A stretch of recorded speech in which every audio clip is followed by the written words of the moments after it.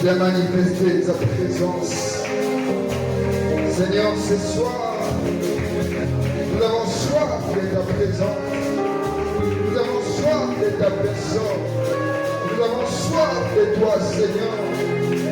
Agis avec puissance. La Bible déclare de portes élevées pour les dos, pour que le Dieu de gloire fasse son entrée. Seigneur, fais ton entrée en Seigneur. Tes enfants ont besoin de toi. Nos cœurs ont besoin de toi. Nos âmes ont besoin de toi. Nos âmes ont besoin de toi. Il n'y a rien qui est plus précieux que d'être dans ta présence. Voilà pourquoi David pouvait dire combien pour moi de passer même une heure dans ta présence que de passer mille ailleurs, de passer même un jour dans ta présence que de passer une nuit loin de ta présence. Seigneur, nous avons besoin de ta présence, oh Dieu. Manifeste-toi puissamment, oh Dieu. Manifeste-toi puissamment, oh Dieu. Oh, nous te désirons, Adonai. Précieux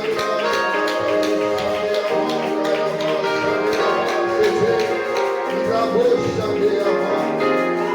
Dieu, nous avons besoin de toi. Merci, Jésus. Alléluia, alléluia.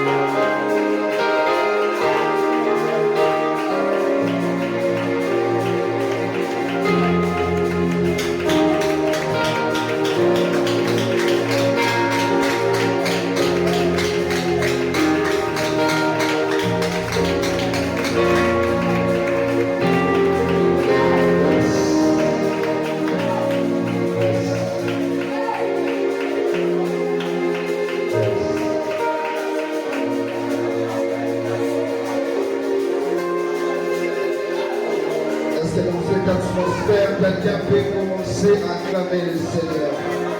Est-ce que tu peux acclamer le Seigneur? Est-ce que tu peux acclamer la présence du Saint-Esprit à ce lieu? Est-ce que tu peux acclamer la présence du Saint-Esprit en ce lieu? Est-ce que tu peux acclamer la présence de la personne du Saint-Esprit? Celui qui vit parmi son peuple. Alléluia. Merci. Gloire à Dieu. Nous pouvons sentir sa présence en ces lieux. Merci Jésus.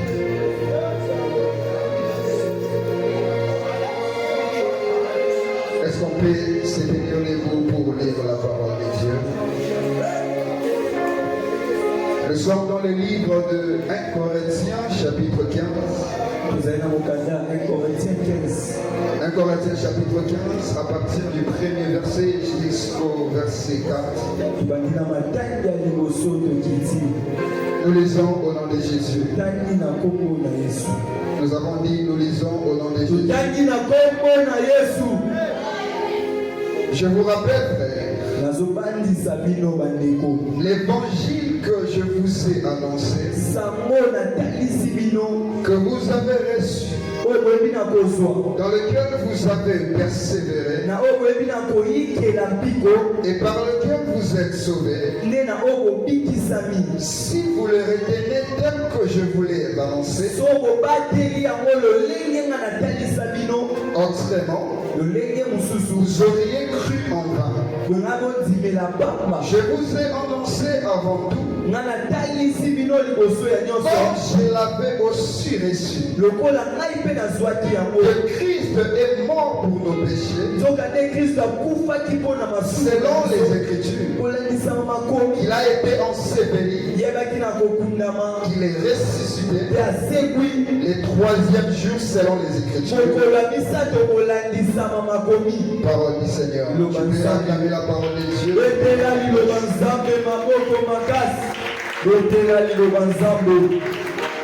Gloire à Dieu. J'aimerais te demander une chose ce soir. S'il est possible que tu puisses être attentif. Parce que je vais faire un effort de te parler dans 25 minutes.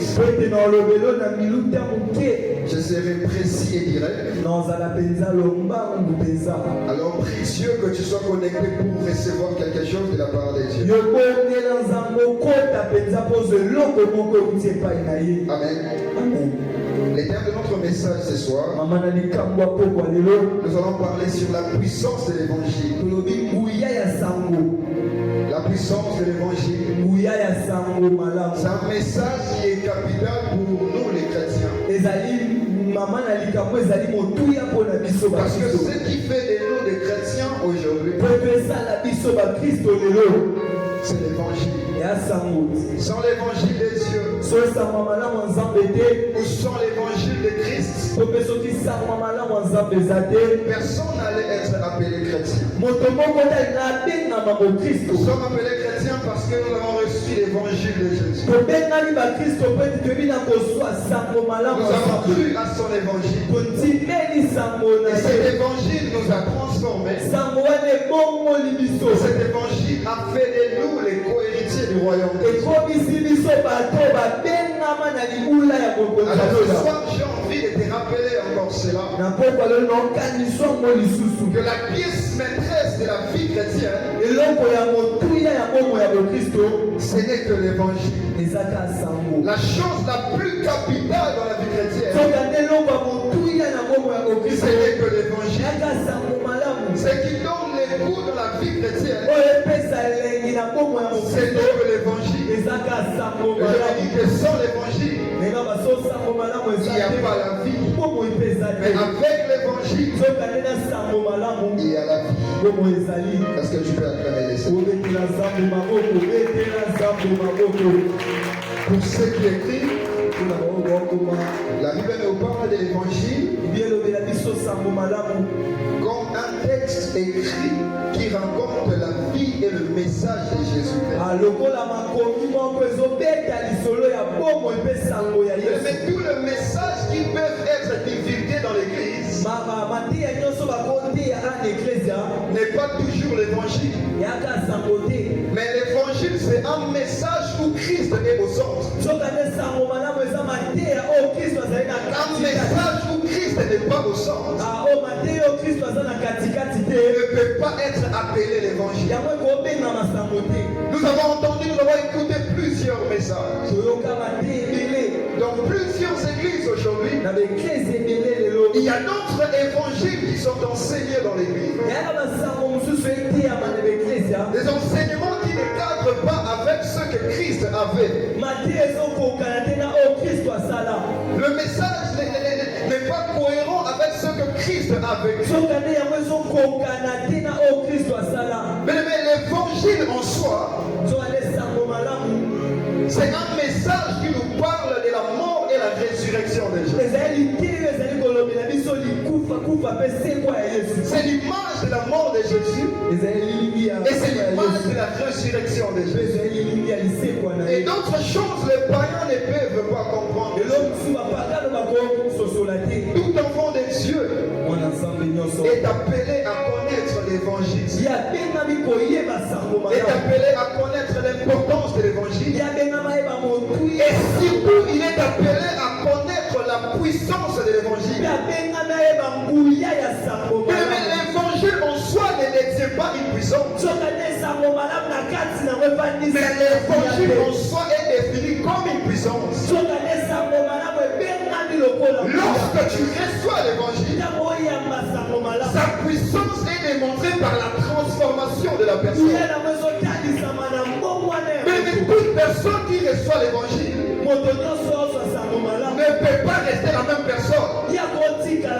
Voilà pourquoi la Bible déclare qu'il n'y a personne qui est passé près de la croix et resté le même. Lorsqu'on nous parle de la croix, on ne nous présente pas un noix en forme de plisse. On nous présente la personne qui a donné un sens à la croix. Et cette personne, il s'agit de Jésus. Donc c'est-à-dire qu'il n'y a personne qui est passé près de Jésus et resté toujours la même personne. Tu vas être transformé sans ton vouloir. Mais la Bible me parle de l'histoire de Paul. Paul était en train d'aller persécuter le peuple. Chemin faisant, la Bible va déclarer qu'il y a une lumière qui va resplendir. Et la puissance de cette lumière va anéantir la personne qui avait la capacité de tuer le monde. Et ce n'est pas la lumière qui a fait tomber Pierre, mais c'est la puissance de la personne de l'évangile qui a fait tomber. Et ce que j'aime le plus, la Bible va déclarer que quoi que Paul avait de personnes auprès de lui,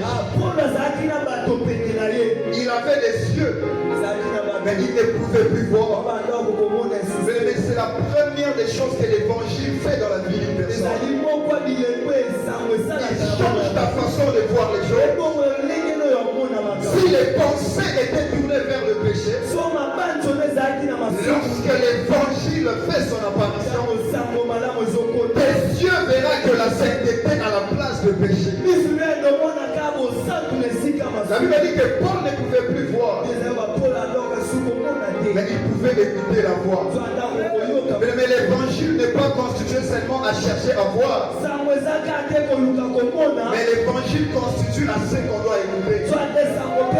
Parce que la Bible déclare que la foi ne vient pas par ce que nous voyons, mais la foi vient de ce que nous écoutons. Voilà pourquoi ce jour-là, Jésus va tuer les yeux de Paul. Et il va laisser ses oreilles ouvertes pour écouter la parole qu'il va envoyer.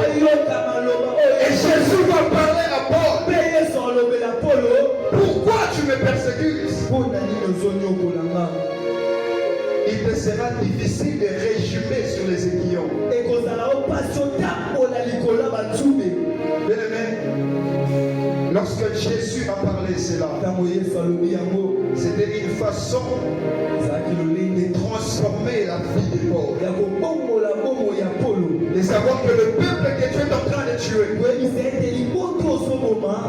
c'est le peuple qui se présente comme des aiguilles. Mais pour que l'aiguille te transperce, l'aiguille n'a pas besoin d'avoir une taille élevée. Le peuple que tu es en train de persécuter, c'est le peuple qui peut prendre ta vie. Bien-aimé, je vais te parler de la puissance de l'évangile. L'évangile nous enseigne qu'il y a une personne qui est morte pour nos péchés. Voilà pourquoi j'avais aimé quelque chose que j'ai vu sur internet. Pendant que je préparais le message, j'ai tombé sur ça. Ça m'avait beaucoup plu. Cette personne a dit que l'église est comme un hôpital. Et l'église n'est pas un tribunal. Cela veut dire que quelqu'un peut pécher. Quelqu'un peut avoir une mauvaise vie. Il faut l'envoyer là où l'évangile est annoncé.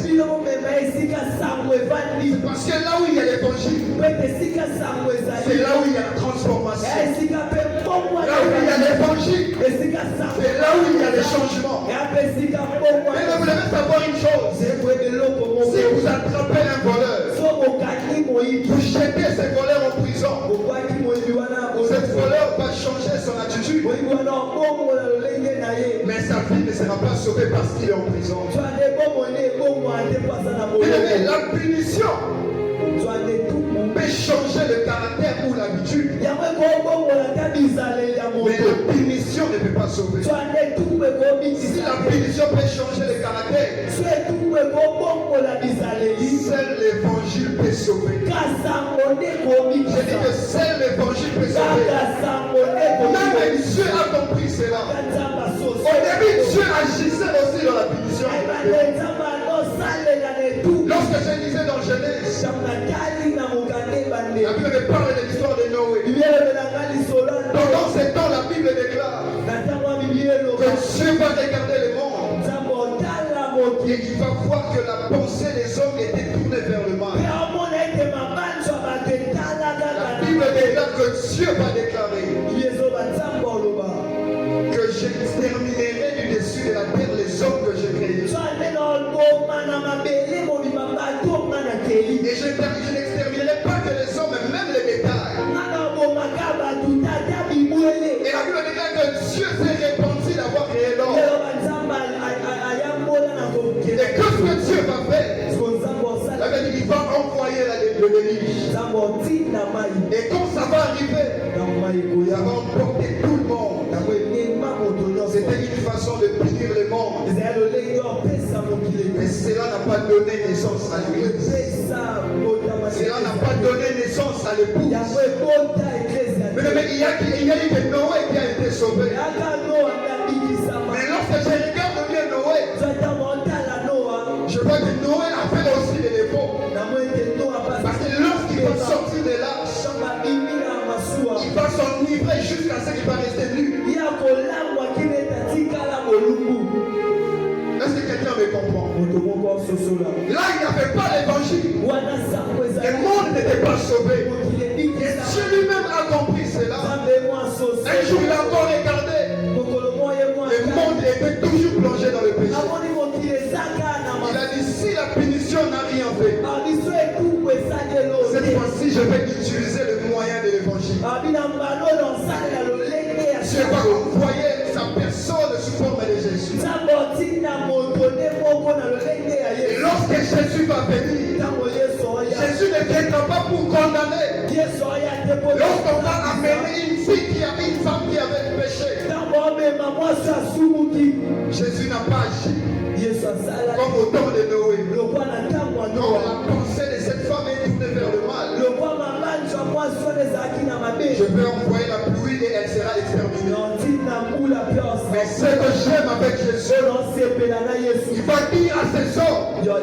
C'est lui qui n'a pas péché, péché-t-il la pierre. Et à la fin, il va dire à cette femme, où est les gens qui t'ont condamné? Moi non plus, je te condamne. Mais va et ne pêche plus. Mais c'est ça l'évangile. L'évangile ne nous encourage pas de pécher. Mais l'évangile nous montre l'image de la personne qui a porté le péché. L'évangile nous montre l'image de la personne qui nous a rachetés. L'évangile nous montre l'image de celui qui s'est donné pour nous. Et l'évangile nous montre que nous avons été libérés. Et si Jésus est venu, là où la punition n'avait rien fait, l'évangile a fait quelque chose. Jésus a fait quelque chose. Mais Jésus doit être au centre de l'état. L'apôtre Paul est en train de dire, l'évangile que nous avons annoncé, si vous retenez cet évangile, si vous persévérez dans cet évangile, et si vous ne le comprenez pas autrement, vous serez sauvés. Mais si vous apprenez cela autrement, vous allez croire en vain. Et regardez les évangiles que nous avons aujourd'hui dans les églises. Je vis dans une église où on va prendre 1 ou 2 mois. On va parler sur la démonologie. Savoir comment est-ce que les démons fonctionnent. Savoir comment est-ce que les démons agissent. Mais on n'a pas besoin de cela. Que les démons agissent ou pas, nous savons que l'évangile est une puissance. Que les démons soient là ou pas, la puissance de l'évangile a la capacité de détruire le monde des ténèbres, non pas seulement les démons. Mais Jésus est venu lui-même sur la terre. Par la puissance de l'évangile qu'il était. La Bible dit il a terrassé le royaume du diable. Il a terrassé le royaume du diable. Mais nous croyons à la puissance de l'évangile. Aujourd'hui, lorsque nous avons des problèmes, lorsque nous avons des difficultés, nous allons de part et d'autre dans les églises. Parfois, il y a des évangiles où les pasteurs prêchent qui est basé sur cette expérience personnelle. Dans sa famille, il n'y avait rien qui marchait.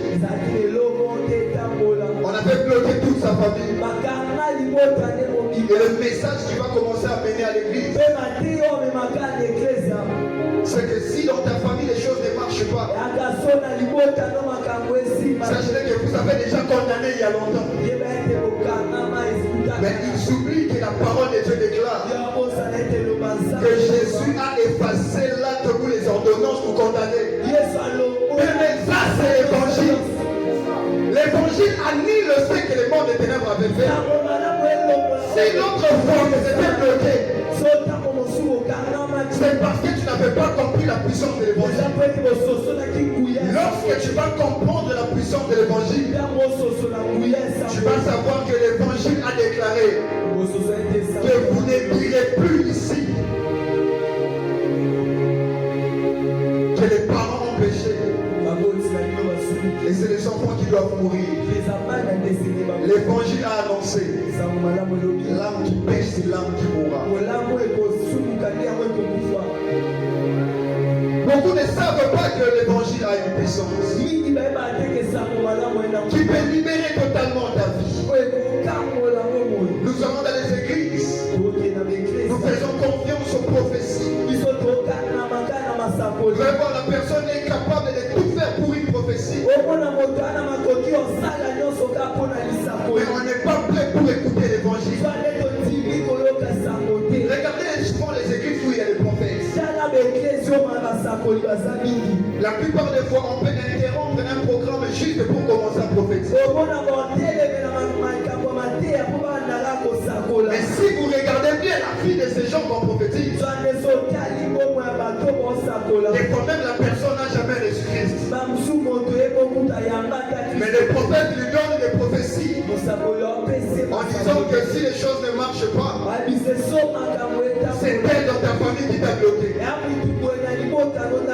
Mais sans savoir que si on présente l'évangile à cette personne, l'évangile a la capacité de la libérer comme elle est. L'évangile a la capacité de briser les liens de sa famille. La prophétie parfois ne peut pas briser les liens de la famille. L'évangile peut briser les liens de la famille. Regardez nos églises aujourd'hui. Voilà pourquoi l'apôtre Paul dit: je ne veux pas que la croix de Christ soit prêchée en vain. Je ne veux pas que l'évangile de Christ soit en vain. Je ne veux pas que l'évangile de Christ perde sa valeur. Comment est-ce que l'évangile de Christ perd de la valeur dans les églises? C'est lorsque les fidèles croient beaucoup plus aux hommes de Dieu à la place de croire aux dieux des hommes. On a placé notre confiance au dadi, on a placé notre confiance au prophète. On a basé notre foi aux hommes de Dieu. Il y a d'autres qui ne viennent plus à l'église avec le Bible. Tout ce que la personne qui va se tenir ici va parler, il va croire. Mais se tenir ici ne veut pas dire qu'on dit seulement la vérité. On peut se tenir sur la chair et dire aussi les mensonges. On peut vous prêcher l'autre évangile. Il y a une nom de Dieu sur Internet qui disait que le message que nous vous prêchons, c'est une autre spiritualité. Mais qu'est-ce que l'apôtre Paul dit?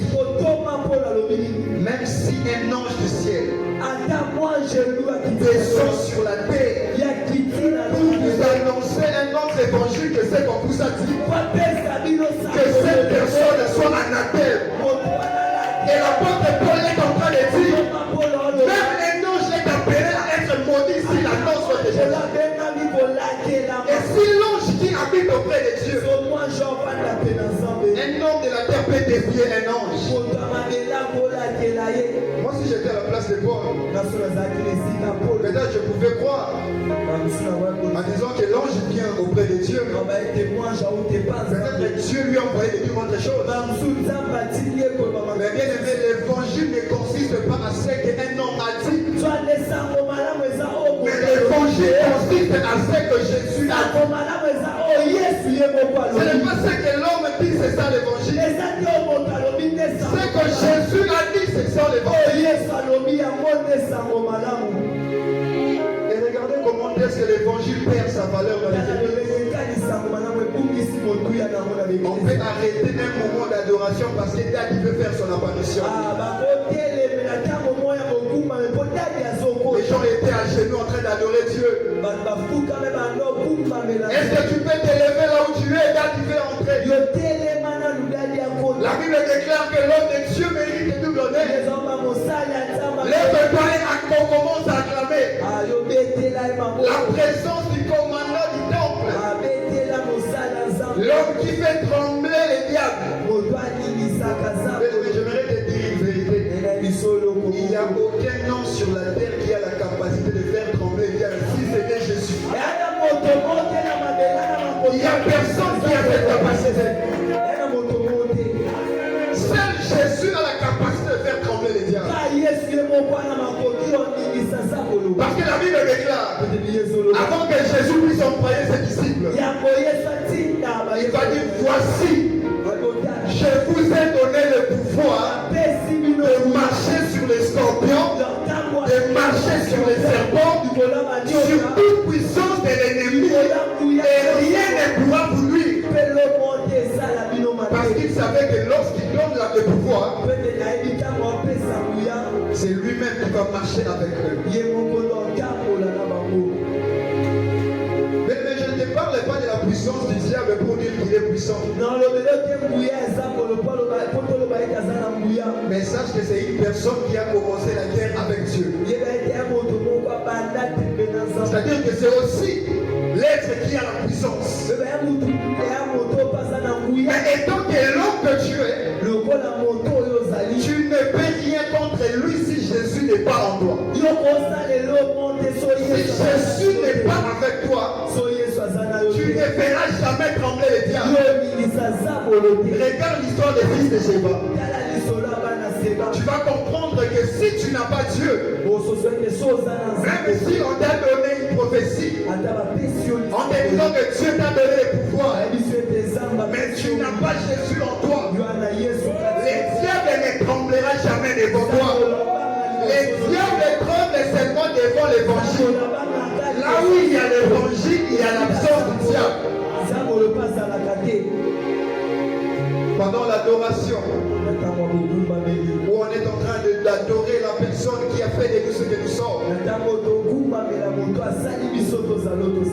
l'évangile va perdre sa valeur. Parce qu'un être qui a été sauvé va entrer. Regardez nos églises aujourd'hui. La plus grande église, c'est l'église qui a beaucoup de membres. Mais regardez très bien. Pose la question à la personne qui prie là-bas. Cette personne parfois ne va pas te donner le nom de leur église, mais va te donner le nom de leur pasteur. Moi je prie chez le pasteur tel. Moi je suis dans l'église de pasteur tel. Mais l'église n'appartient pas à un pasteur, l'église appartient à Jésus. Parce que c'est lui qui a donné sa vie pour créer l'église. Le pasteur n'a pas donné sa vie pour créer l'église. Le pasteur peut créer le bâtiment, mais le pasteur ne peut pas créer l'église. La personne qui a donné naissance à l'église, c'est Jésus. Et quand il a donné naissance à l'église, le seul plus grand message qu'il a laissé, c'est parler de sa croix, parler de sa mort et sa résurrection. C'est la seule chose qui peut te sauver. Est-ce que tu peux acclamer les Seigneurs?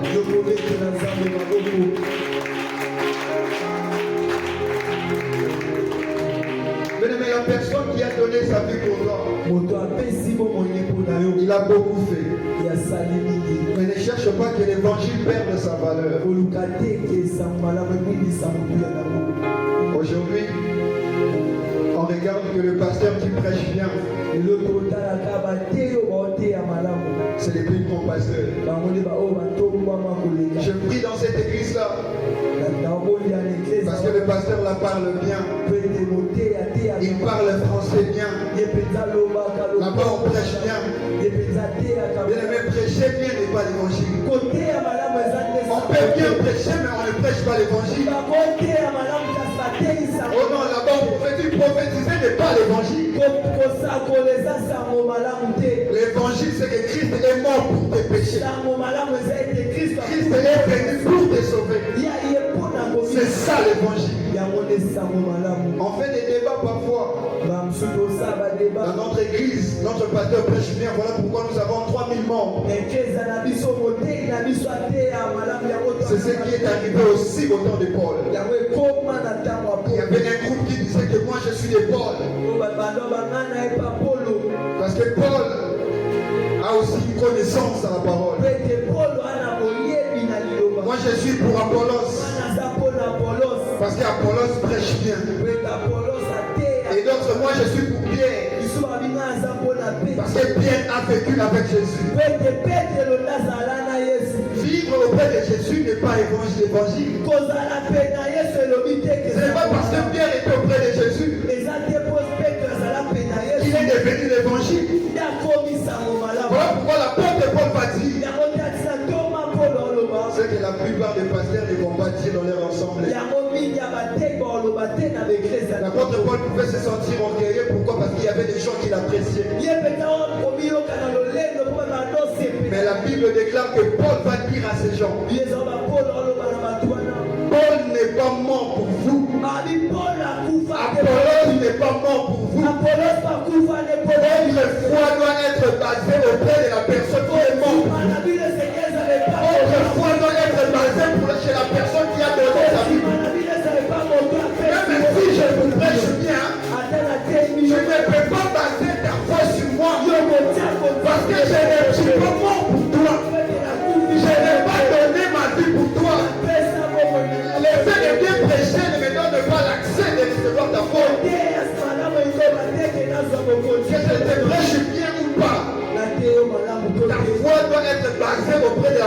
qui est mort pour toi. C'est ça l'évangile.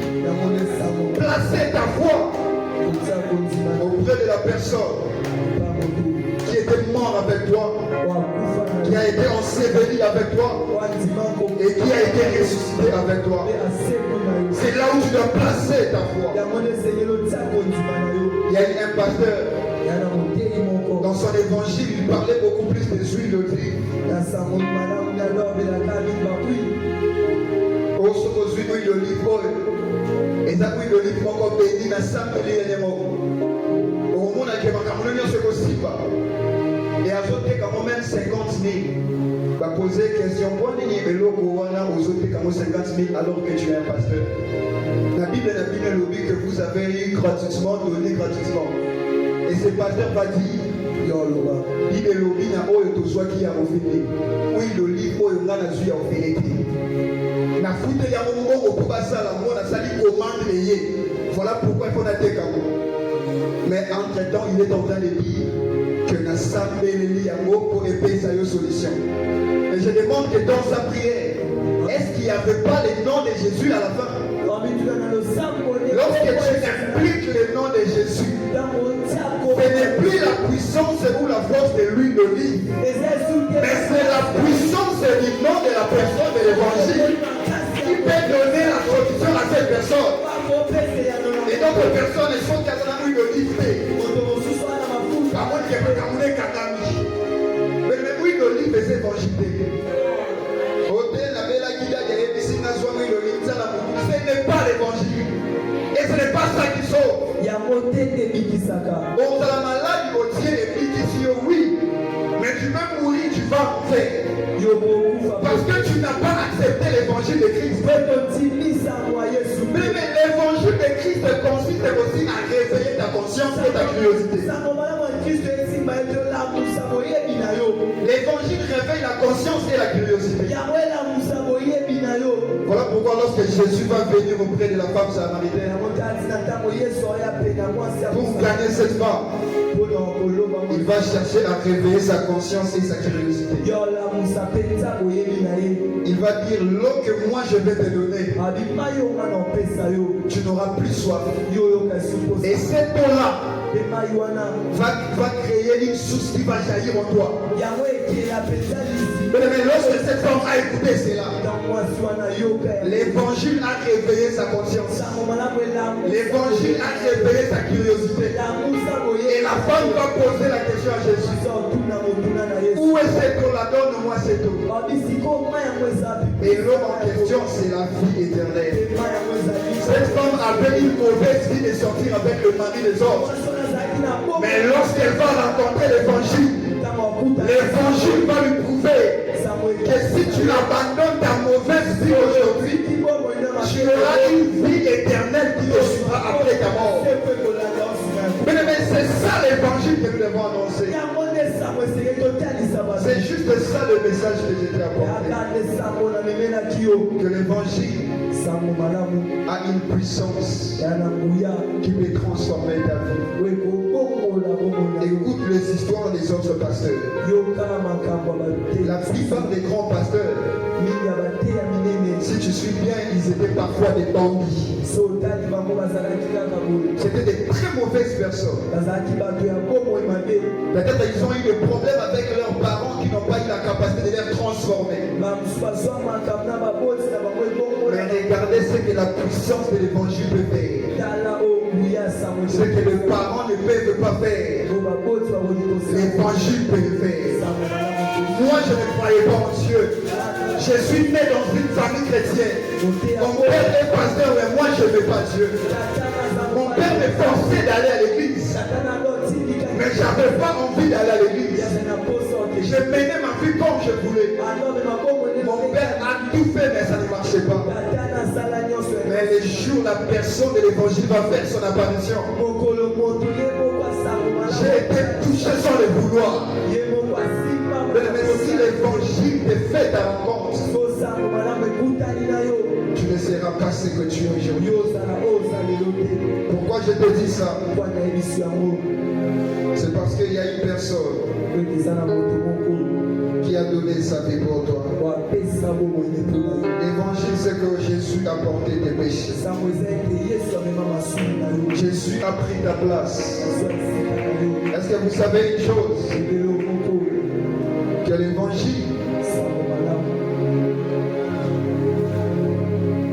c'est ce qui nous a donné la paix. Il y a une histoire que pendant que je préparais ce message, je me suis souvenu de cela. Comment est-ce que l'évangile nous a rachetés? Comment est-ce que l'évangile nous a fait de nous ce que nous sommes? L'évangile est comme cette histoire. Il y avait un roi dans un royaume. Ce roi avait déclaré, parce qu'il y avait beaucoup de voleurs dans son royaume, il va déclarer un jour: tous les voleurs qu'on va attraper, on va l'amener dehors, on va les déshabiller, et il aura 400 coups de fouet sur son dos. Et c'était comme ça pour tous les voleurs qu'on a attrapés. Et un jour, c'était un soir, on a attrapé un voleur qui s'était couvert. On l'a amené auprès du roi. On a dit au roi: on a attrapé ces voleurs. Et le roi va dire: amenez-les au milieu ici, devant tout le peuple, et il va recevoir aussi sa punition. Et avant de le frapper, le roi va demander: enlevez-les les habits qu'il a. Lorsqu'on va enlever seulement la voile qu'elle portait, on regarde la voleuse, c'est la mère du roi. Et ce jour-là, le roi devait décider entre l'amour de sa mère et la justice pour son père. Le roi voyait sa mère. Il ne pouvait pas supporter voir sa mère être fouettée devant les gens tout en étant nu. Et le roi va descendre sur son trône. Et il va venir s'étaler. Il va demander à ses hommes d'ôter ses habits royaux et de les frapper à la place de sa mère. Et ce jour-là, on a frappé ce roi. Il a satisfait l'amour de sa mère. Et il a satisfait aussi la justice pour son peuple. C'est la même façon avec Dieu. Lorsque tu avais péché, il est venu sur la terre. Il a pris ta place. La Bible déclare que le châtiment qui te donne la paix aujourd'hui est tombé sur lui. Il a accepté d'être frappé pour toi. Il a accepté d'enlever ses habits royaux pour toi. Et il a satisfait l'amour du monde. Et il a satisfait aussi l'amour de sa sainteté. Et c'est le message que Dieu t'a envoyé ce soir. L'évangile est une puissance qui libère. Laisse que Dieu bénisse sa parole. Est-ce que tu peux t'élever pour que nous puissions prier?